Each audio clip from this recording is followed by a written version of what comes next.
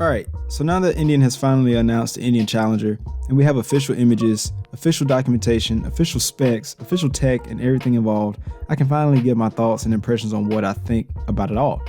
However, Adam Sandavol has already beaten us to the punch by posting his own video, as he was there for the press ride, so if you haven't already, go over to his channel and check that out. Also, go check out my good friends DazzleRebelRides, Bearded Barber, MotoBob, and Gears and Gadgets, as they each have broken down all the information available on the Challenger. I'm going to talk a little bit about what's already been announced and how I feel about certain aspects of the Challenger, along with how this is a win for everybody with competition. So if you didn't know, the new Indian Challenger is rocking a frame-mounted fairing design that is a first for Indian, but it's also rocking a brand new liquid-cooled single overhead cam Power Plus 108 engine that's pushing out 120 plus horsepower and 120 pound-feet of torque. And that is now the new bar for American performance bagger market. Now comparing this to the air-cooled Thunderstroke line, this new Power Plus 108 screams more from the factory and makes more power at a higher red line of 6,500 RPM. Like seriously, just listen to this.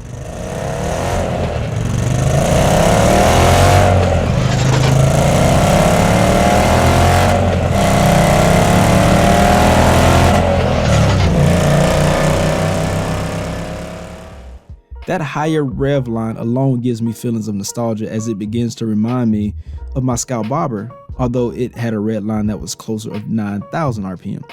Nonetheless, this motor is the new standard in this segment, and I'm excited, really excited to see it in other models beyond the Challenger.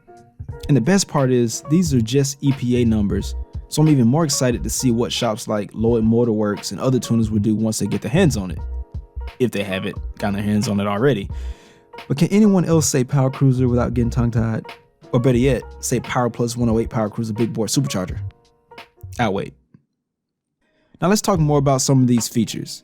Indian listened to what people wanted as standard and original equipment, and they delivered.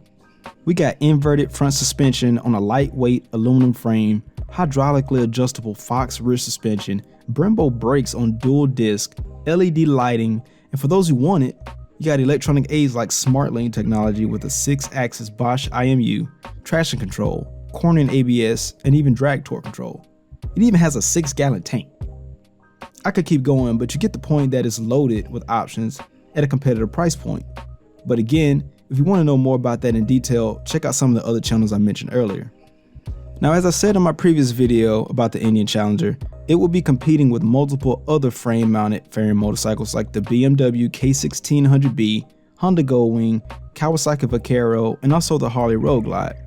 But where the Indian Challenger stands out is not only its performance capabilities, but also the styling that encompasses much of what the market wants in a performance bagger.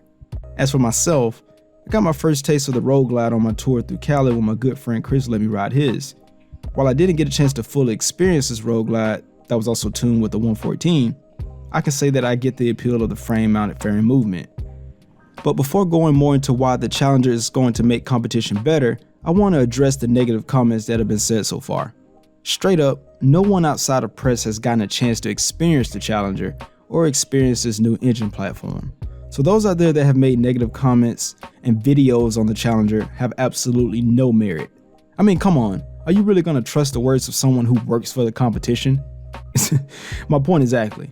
So kudos to those out there posting for the views rather than bringing something positive to this conversation. Alright, getting back to how the Challenger is good for competition.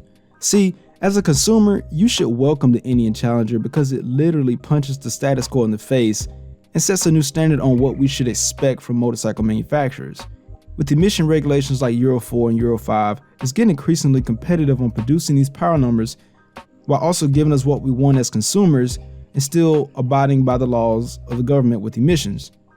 See, we want it all, right? We want the power, the efficiency, the tech, the styling, all of that in a pretty package at a competitive price. That is what the Challenger is about, and it shows that this is all possible from an American motorcycle company. It is only a difference in time before we see the response from competition to match what Indian has done, and we all benefit from that pressure. I can't think of a reason why you wouldn't want that regardless of past competitive history. Personally, I'd rather throw stubbornness out the window instead of sacrificing my wallet. Now let's talk about styling. Straight up, I love what Indian has done with the Challenger. Indian has taken inspiration from what we already love in this motorcycle segment and they put their own spin on it, and the result is the Challenger. The great Pablo Picasso once said that good artists copy and great artists steal. With the Challenger, I wouldn't apply that literally, but the Challenger's design was inspired by bikes before it. Gears and Gadgets made a great point that the Challenger is a combination of many motorcycles from the BMW K1600B, Yamaha Eluder, Honda Goldwing, Kawasaki Vaquero, Harley Road Glide, and not even add other Indian models in that statement as well. There's a little bit of everything in there, and I'm with it 100%. For those of you that are on the fence about the design of the Challenger, I would say to at least go see the motorcycle in person and then make a decision for yourself, and of course ride it for the full experience. I can say I wasn't fully on board with the redesign of the 2019 Indian Chieftain until I was able to experience it in person. This goes for multiple motorcycles spanning multiple brands that aren't limited to just Indian, so get out there and see it for yourself. But just by ingesting the news, I think Indian did exactly what they set out to do with the Challenger. They not only wanted to release a killer motorcycle to the market, but also show the potential of American ingenuity. And now we wait to see what's next to challenge the Challenger. We all should be proud of that. Let me know what you all think about that in the comments. I'm looking forward to riding the Challenger very, very, very, very soon and giving you all a full experience on how it all performs and how I fully think about it in that moment. So be on the lookout for that and subscribe so you don't miss a thing. Catch y'all in the next one.